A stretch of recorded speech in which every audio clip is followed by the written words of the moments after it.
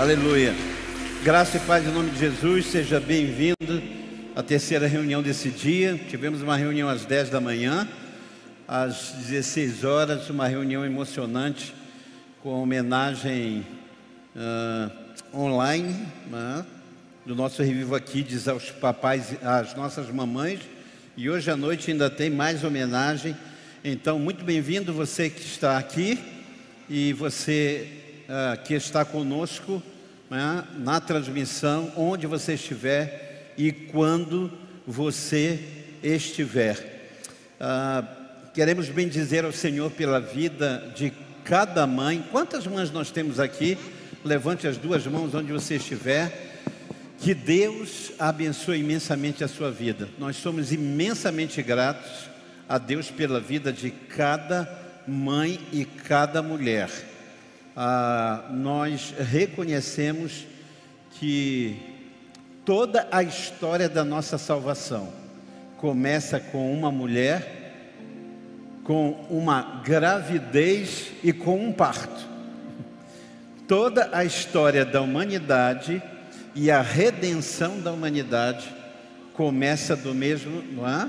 Começa de uma mulher, uma gravidez, trazendo luz ao nosso Senhor Jesus. Amém? Abra sua Bíblia comigo no primeiro livro de Samuel, no capítulo 1, a partir do versículo 9. Esse texto fala sobre vencer esterilidade. Nós estamos vivendo um mundo extremamente competitivo. Nós estamos vivendo num mundo desafiador. E esse texto tem dois grandes desafios. Primeiro, é o fato de que protagonista deste primeiro momento do texto é uma mulher chamada Ana. Era uma mulher. E o mundo das mulheres é bem mais desafiador para mim do que o mundo dos homens. Mulheres competem muito naturalmente. Irmãs competem dentro de casa, filhas e mães competem, amigas competem. É fascinante esse mundo da mulher que a gente não vê o homem. Por exemplo, você está na fila de um banco e entra uma mulher. Se entrar um homem, para nós homens é mais um homem. Mas quando entra uma mulher, a gente percebe claramente que umas vão dizer: nossa, que horror. Outras vão dizer: meu Deus, que é isso? E a gente percebe que esse mundo da mulher é um mundo naturalmente competitivo no olhar, não é? Quantas mulheres já não encontraram com uma amiga e a amiga fez assim, dos pés à cabeça. E alguém às vezes diz: meu Deus, mas a minha amiga me reencontrou depois de anos e a primeira coisa que ela fez foi olhar dos pés à cabeça, como eu estou. Coisa que o mundo dos homens a gente não faz, acho muito difícil. A gente fica olhando dos pés à cabeça um outro homem, isso nem cheira muito bem. Então, primeiro é uma mulher que vive um mundo competitivo, porque ela tem uma concorrente que é um grande desafio, chamada Penina. E o segundo grande desafio é que essa mulher, que é mulher e tem uma concorrente, ela precisa vencer na sua vida a esterilidade. Então vamos ver o texto. Diz assim, a partir do versículo 9: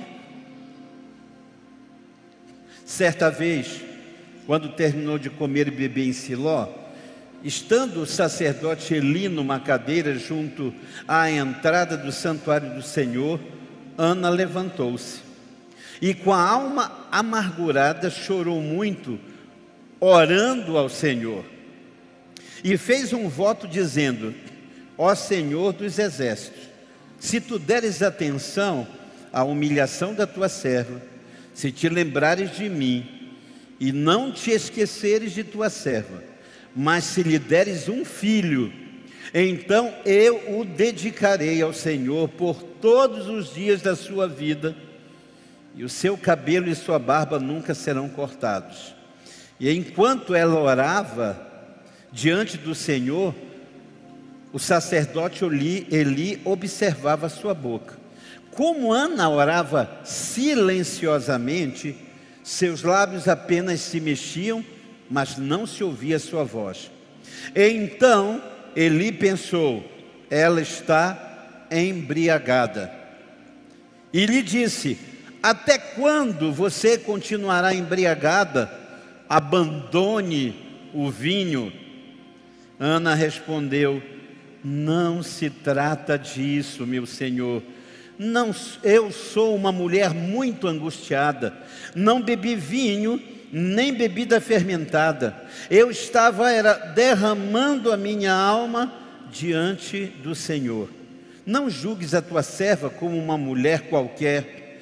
Eu estou orando aqui até agora por causa de minha grande angústia e tristeza. Eli respondeu: vá em paz, e que o Deus de Israel lhe conceda o que você pediu. E ela disse: espero que sejas benevolente para com a tua serva. Então ela seguiu seu caminho, comeu, e o seu rosto já não estava mais abatido. Na manhã seguinte, se levantaram, adoraram ao Senhor, voltaram para casa em Ramá. Eucana dormiu com a sua esposa Ana, e o Senhor se lembrou dela. Assim, Ana engravidou, e no devido tempo deu à luz um filho, e lhe deu o nome de Samuel, dizendo: do Senhor eu recebi. Feche seus olhos. Oh, doce, querido Espírito Santo, quem conhece melhor do que tu esta palavra?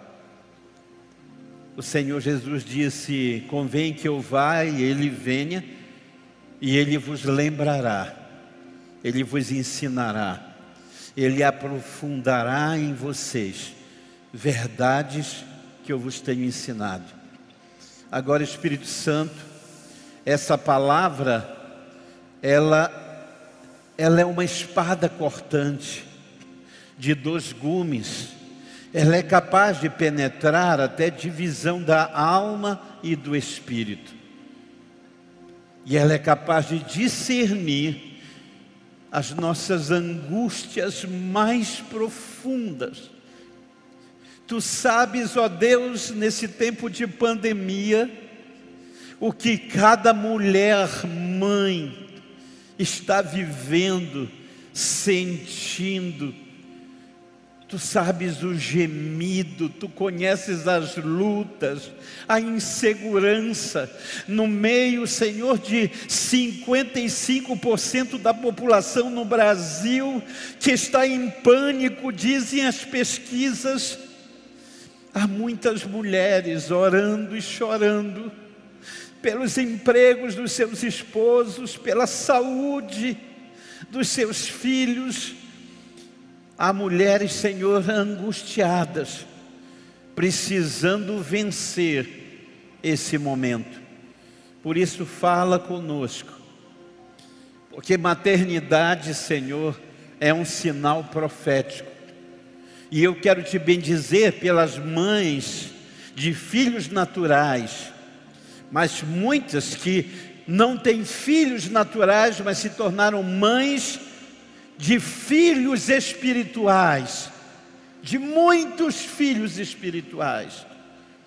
Que nessa noite tu comuniques a tua palavra e nos mostres a tua vontade, que é boa, perfeita e agradável por Cristo Jesus.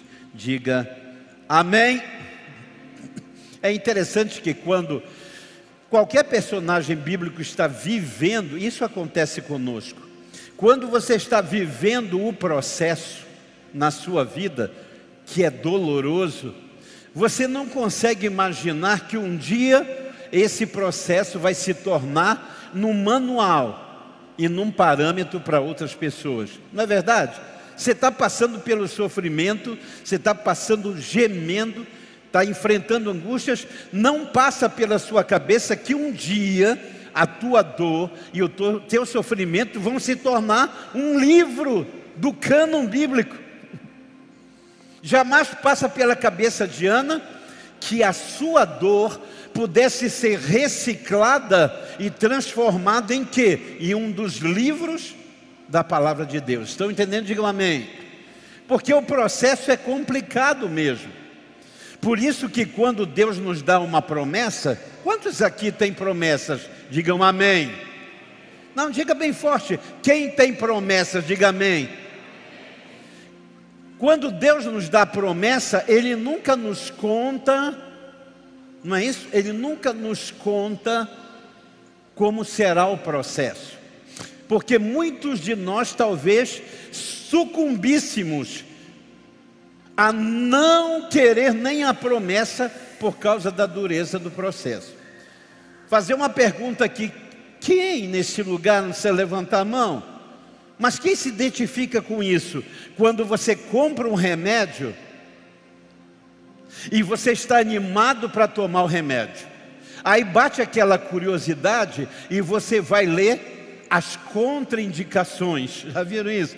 Tem gente que não lê a bula, lê contraindicação. Tem gente que não lê para que serve, lê para o que não serve. Aí você está animado, não é? Vou tomar esse remédio, é uma bênção e tal. Aí você comete contraindicação, efeitos colaterais. Pode embaçar a vista, pode dar tonteira, você pode ficar sem ar. E aí você já começa a passar mal só de ler as contraindicações, os efeitos colaterais, e aí você desiste. Já passaram por isso? Você desiste, você diz: esse médico estava louco, não vou tomar isso. Por quê? Porque o processo da cura é complicado. E quando Deus nos dá uma promessa, Ele não revela o processo, para que a gente não olhe e diga: tá louco, é muito efeito colateral. É muito efeito colateral.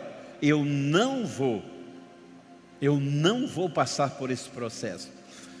Então, imagine Ana, uma mulher de um mundo competitivo e que era estéril, e tinha uma concorrente, também mulher, obviamente, desse mundo competitivo, e era fértil. Era uma mulher que todo ano era uma barriga e um filho. Todo ano. E há uma expressão que Eucana vai dizer para ela, dizendo assim: Ana, por que você vive chorando? Irmãos, deve ser complicado você viver com alguém à beira de uma depressão. Deve ser desafiador. Você viver com alguém que a cada ano se frustra mais do que o ano anterior. Porque a Bíblia diz que a cada ano a sua concorrente, que era a concubina, e entenda, a lei permitia, quando o homem amava uma mulher e casava e descobria ser ela estéril, a lei permitia que essa mulher tivesse uma outra mulher. Mas que mulher consegue conviver com o espectro de outra mulher? Que mulher consegue? Hoje eu estava refletindo sobre o conflito na Palestina, e eu tive um insight muito, muito louco. Porque as pessoas dizem, escute, que toda a rivalidade que existe entre o mundo árabe e o mundo judaico são ocasionadas pelo quê? Pelo Isaac e pelo Ismael. Mas eu descubro na palavra que tudo o que acontece ali é resultado da competitividade feminina. Porque Ismael só é jogado longe para o deserto.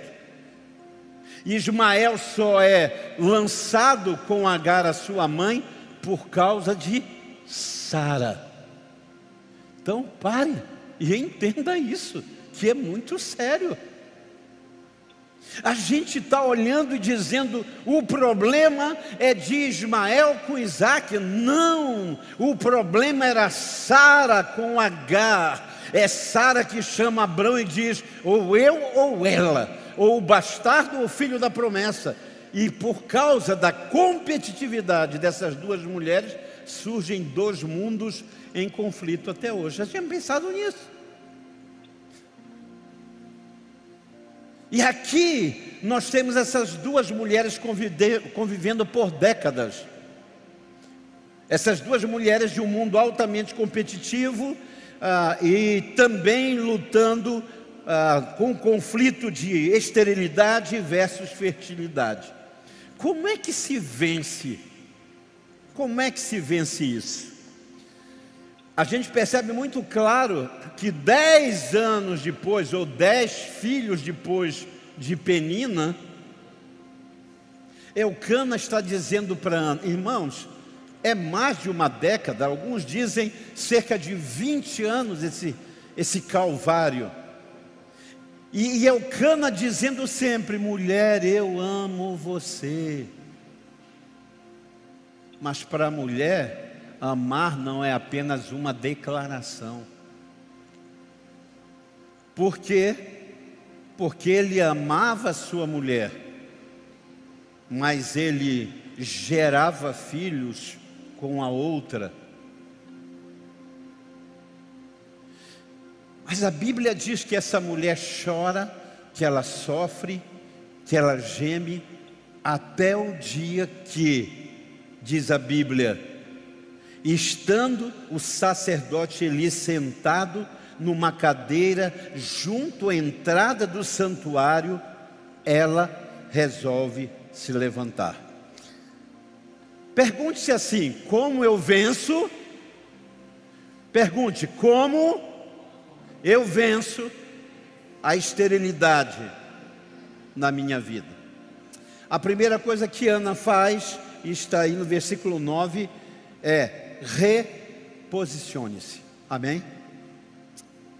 Reposicione-se. Certa vez eu estava indo para o interior do Amapá e eu passei num lugar chamado Breu. Não sei quantos de vocês já viram ou já passaram neste lugar. E quando eu passei, havia uma taperazinha e um homem sentado à porta da tapera com um matinho na boca parado. Quando eu passo de volta, mais um bom tempo depois, esse homem está na mesmíssima posição. Parecia uma estátua do Museu de Cera. E aí a pergunta é, esse lugar mudou? Não, absolutamente não. Porque a única coisa que pode mudar a nossa vida, quando ela se torna uma vida condicionada como essa, é um reposicionamento. E a Bíblia diz que Ana, ela tem um insight no dia em que o sacerdote está à entrada do templo, e ele está à disposição, e ele está no momento de intercessão, e ela então percebe que ali estava uma grande oportunidade. O grande problema nosso não são as crises. O grande problema nosso é, na crise, nós não entendermos as oportunidades. Conhecem aquela história de um homem que foi mandado para a África para abrir a representação de uma sapataria, e ele olha e volta e diz ao seu patrão, ali não vai dar certo, todo mundo anda descalço. Todo mundo anda descalço, patrão. E aí ele manda um outro, e o outro diz assim, patrão, misericórdia, vamos bombar aqui nesse lugar, vamos vender sapato a rodo. Sabe, queridos, nós precisamos reposicionar nossa visão.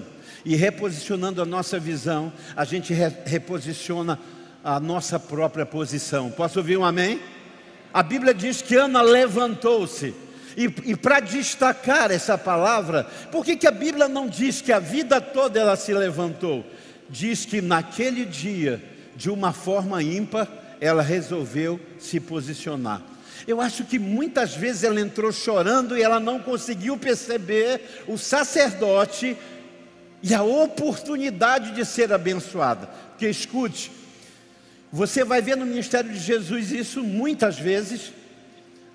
Jesus curava as pessoas e dizia: vão até o sacerdote, porque o sacerdote tinha a autoridade para declarar a cura na vida de alguém.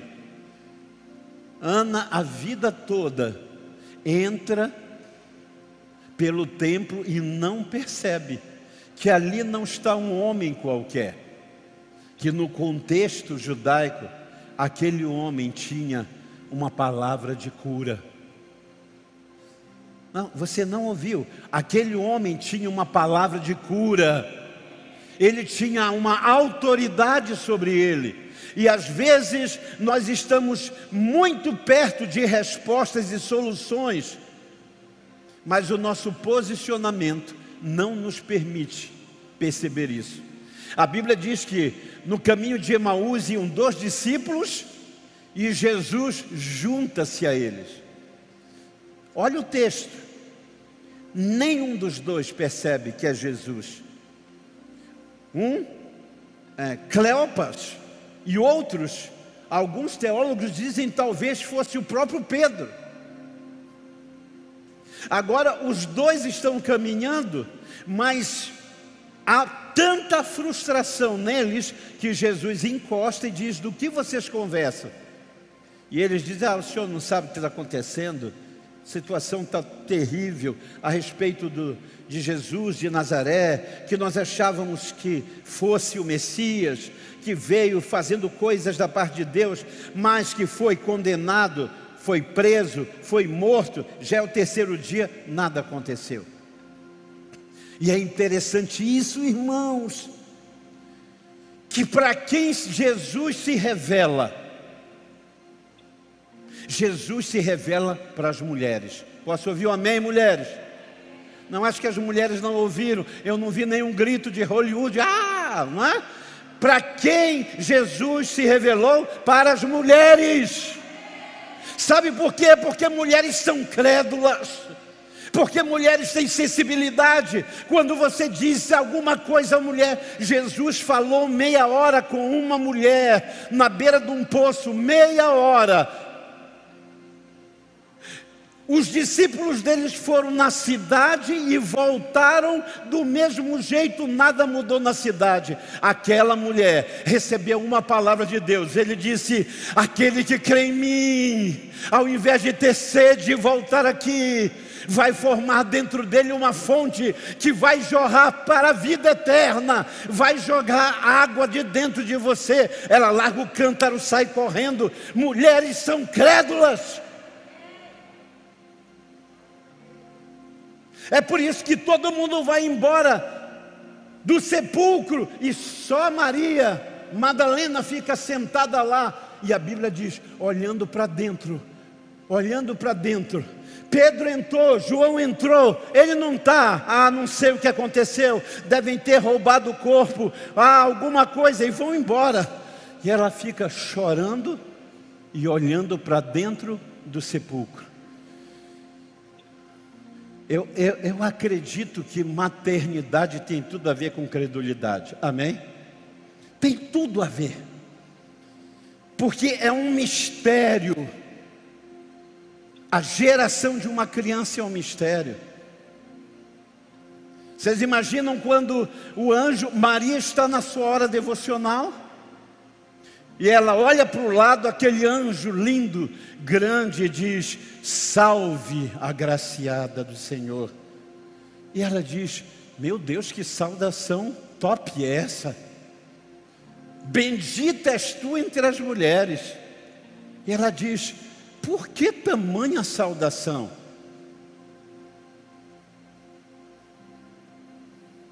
Sabe, Deus sempre, quando vai nos desafiar, primeiro Ele nos enche de confiança, amém? Sempre que Deus vai colocar na sua mão um desafio, primeiro Ele enche você de confiança, de coragem. E aí o anjo diz o quê? Você vai conceber e vai dar à luz ao Salvador. Quem é a mulher? Quem é o ser humano normal que vai crer em algo como isso? Ela nem tinha dormido com ninguém. Qualquer homem que recebe uma palavra dessa diz assim, tá, é doido. Mas ela, sendo virgem, não tendo deitado com seu marido, ela diz, como é possível isso? Como isso é possível? E deixa eu dizer para você, eu amo uma frase, um mote do canal Futura: perguntas movem o mundo. Amém? Perguntas movem o mundo. Ela podia ter dito, está amarrado em nome de Jesus. Ela disse, como é que é possível?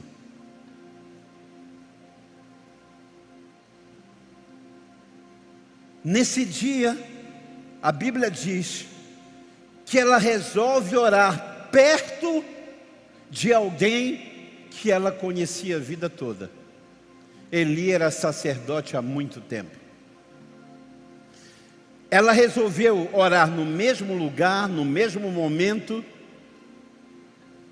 mas ela resolveu de que a sua crise tinha naquele dia uma grande oportunidade. Eu quero profetizar que as nossas crises nessa pandemia vão de se tornar grandes oportunidades para nós. Amém? Há muita gente vencendo a esterilidade porque está sendo empurrada. Gente, tem umas coisas na vida que eu já vivi que eu guardo com muito carinho como lição. Por exemplo, um dia eu estava extremamente cansado, muito cansado, e eu disse, Deus, eu não vou aguentar. Morava em São Paulo, eu tinha que fazer algumas conexões do metrô, e a primeira coisa que eu fiz foi, eu parei a porta. Uma multidão, aquela muvuca, há décadas atrás nem se sonhava com o que estamos vivendo. E aí, quando a porta abriu, eu não precisei fazer nada. Eu lembro que aquela multidão me empurrou. Eu não tinha força. E aquilo que poderia ser uma crise para mim, eu fiz de oportunidade. E quando eu entrei, era tanta gente, eu não sei se você já viveu isso, mas eu literalmente dormi em pé. E eu dormi tão gostoso. A questão é que aquilo que era a muvuca, o empurra, e aquilo que era uma crise do momento, naquele momento foi a minha grande oportunidade. Porque era tanta gente que eu não conseguia dobrar os joelhos. Então eu dormi no meio da multidão até chegar na outra estação. E o que eu quero dizer com isso é: reposicione-se. Comece a ver da parte de Deus uma resposta no meio do caos. Comece a acreditar que, embora houvesse caos na terra, o Espírito de Deus pairava sobre a face das águas, e quando o Espírito de Deus está presente, há sempre uma oportunidade de mudança. Há sempre. Primeiro, reposicione-se. Segundo, versículo 10 diz que ela chorou, mas orou muito. Transforme em oração seus momentos de angústia. Tem gente que na sua angústia vai ouvir música de angústia. Para quê? Para retroalimentar a sua angústia. Eu lembro que quando eu era adolescente, não é? Na minha época, adolescente era muito romântico, né? A gente apaixonava fácil na adolescência. E eu lembro que tinha uma música do Alice Cooper, que era a preferida das dores de cotovelo. A música chamava I Never Cry. I Never Cry era uma incoerência, porque tudo que a gente queria era chorar naquela hora. E a música era tão triste, mas tão triste, que a gente tinha vontade de morrer. Pare e pense. Transforme as suas angústias em oração. Amém?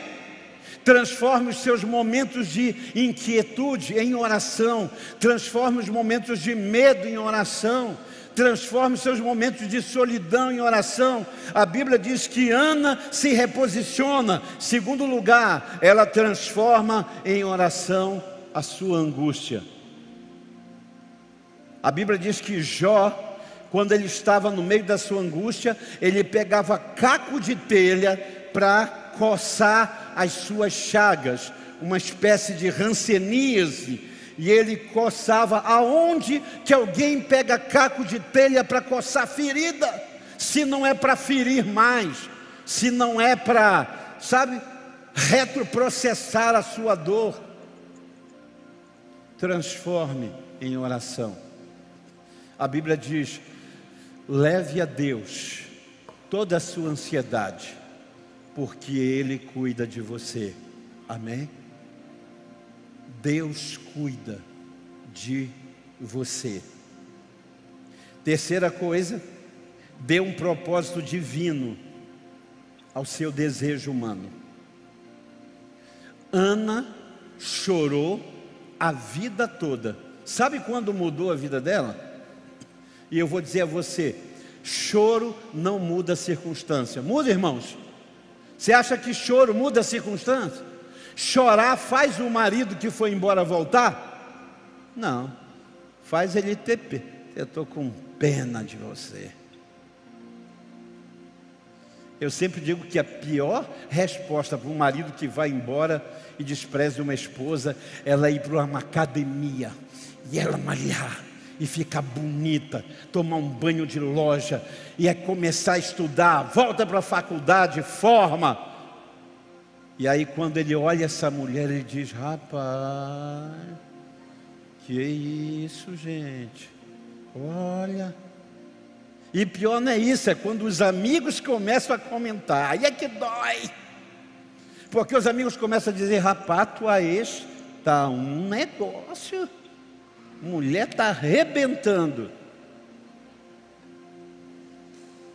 Transforme, dê um propósito divino ao seu desejo humano. Ana queria o quê? Um filho. Deus queria o quê? Um sacerdote. Escute, esse é um grande segredo da nossa fé. Quando a nossa vontade numa esquina se encontra com a vontade de Deus. Amém? Glória a Deus. Quando a minha vontade se encontra com a vontade de Deus.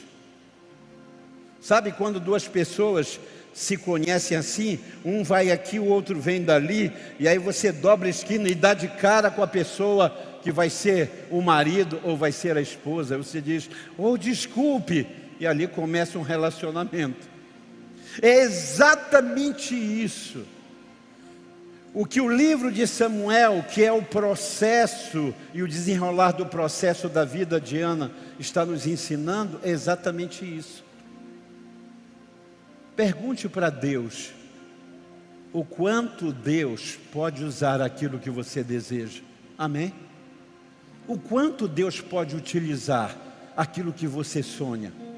Porque às vezes nós sonhamos sonhos que não têm a menor utilidade para Deus. Absolutamente nada.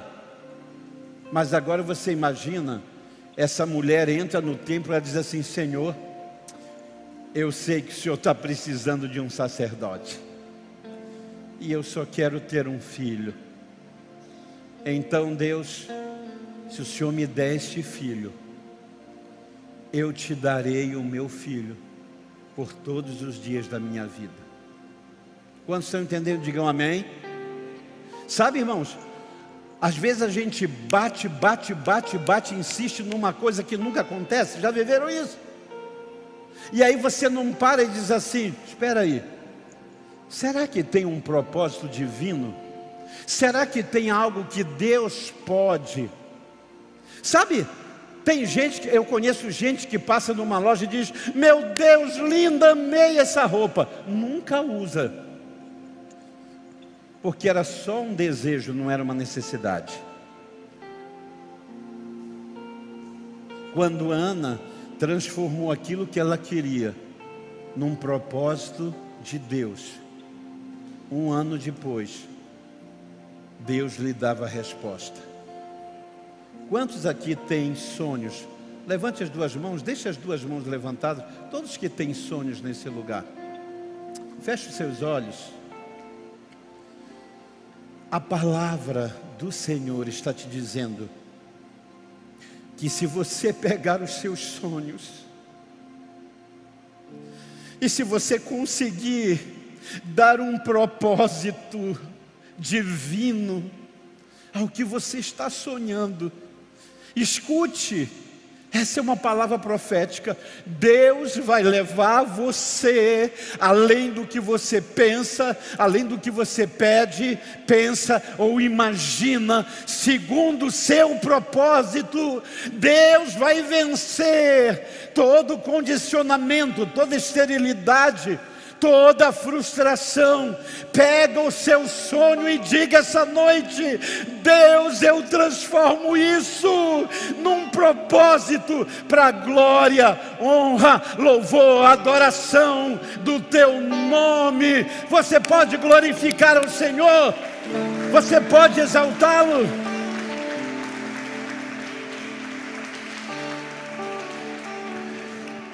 As pessoas vão começar a perceber você quando você der sentido à sua existência. Olha, irmãos, isso é bíblico. As pessoas vão começar a perceber você. Tem gente que faz tudo para ser perceptível, para ser percebido. Tem gente que, meu Deus do céu, faz tudo para que os outros saibam e notem. Mas tem gente que só faz dar um propósito à sua existência e os outros começam a perceber. Eu vi num programa de televisão, alguns anos atrás, uma mulher que o marido, um rico empresário, deu um pontapé no traseiro. Trocou ela, depois de conquistarem muita coisa, trocou-a por uma menina.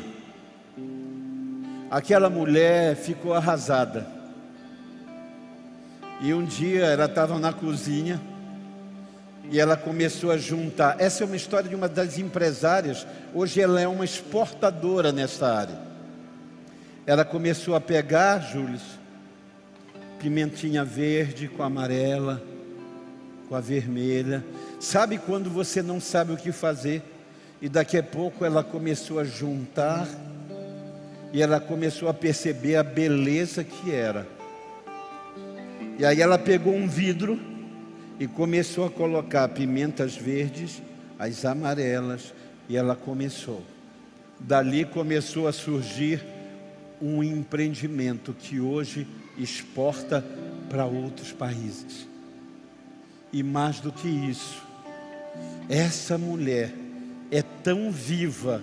Aquela mulher frustrada, abandonada, deixada de lado, é hoje uma mulher que influencia.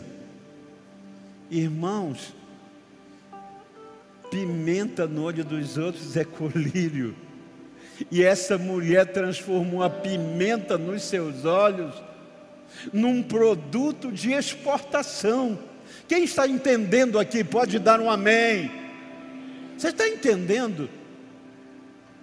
Dê um significado, dê um propósito àquilo que você está passando. Pare de dizer: por que isso, Senhor? Por que ele foi? Por que por outra? Por que, Senhor? Porque depois de tanto tempo? Não é porque, é para quê? Dê um sentido para o que você está vivendo. E em último lugar, a Bíblia diz que quem crê no Deus do impossível faz o seu melhor possível. Amém? Quem está desempregado e crê que Deus pode abrir uma grande porta? Amém? Glória a Deus. Mas quem crê que Deus pode fazer o impossível, faz o seu melhor possível. Sabe o que você faz? Pega o seu currículo, faz um curso enquanto está desempregado, se requalifica, melhora o seu currículo e vai em nome de Jesus. É assim, irmão, é exatamente assim que nós vencemos a nossa esterilidade. E a Bíblia diz que um ano depois, ela vem ao templo, ao mesmo lugar em que ela chorou. Eu sempre digo o seguinte: se você fracassou em Macapá, é em Macapá que Deus vai virar a tua vida. Se é aqui que você sofreu, é aqui que Deus vai te exaltar. José colocou um dos seus filhos no lugar do meu sofrimento. Deus me fez prosperar. No lugar que eu fui prisioneiro, no lugar que eu fui injuriado, no lugar que eu fui escravo, no lugar que eu fui vendido, é ali que Deus vai mudar a minha sorte. Pode ser até que você vá embora depois, mas é ali. E a Ana volta no mesmo lugar, um ano depois, trazendo o seu filho. E ela coloca no altar. E eu termino dizendo uma coisa: quando Deus muda a sua sorte, há uma chave para sustentar. A sustentabilidade do que Deus te deu está, sabe em quê? Está em que você seja fiel àquele que te abençoou. Amém? Que você permaneça fiel. A Bíblia diz que Ana deixou Samuel no templo com Eli para se tornar um sacerdote, para ser um homem de Deus, e ela só voltava para olhar. Nunca Ana voltou atrás na sua decisão. Ela nunca entrou na justiça para dizer: quero meu filho de volta. Do jeito que ela votou, ela foi até o final. E sabe o que a Bíblia diz mais? Que Deus abriu a madre de Ana e ela teve filhos e filhas. Porque quando Deus nos abençoa, não é pouca coisa. Quando Deus decide mudar a nossa sorte, todos vão ver abundantemente a resposta de Deus. Feche os seus olhos, curve a sua cabeça.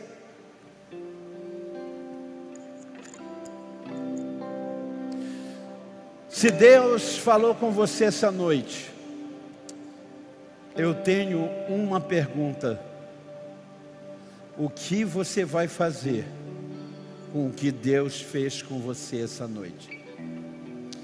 Você pode levantar e perder a grande oportunidade no meio da sua crise e continuar chorando pelos próximos anos, ou você pode dizer: Deus, eu entrego nas tuas mãos a minha vida, mude a minha sorte, e enquanto eu viver, eu serei fiel a esse propósito.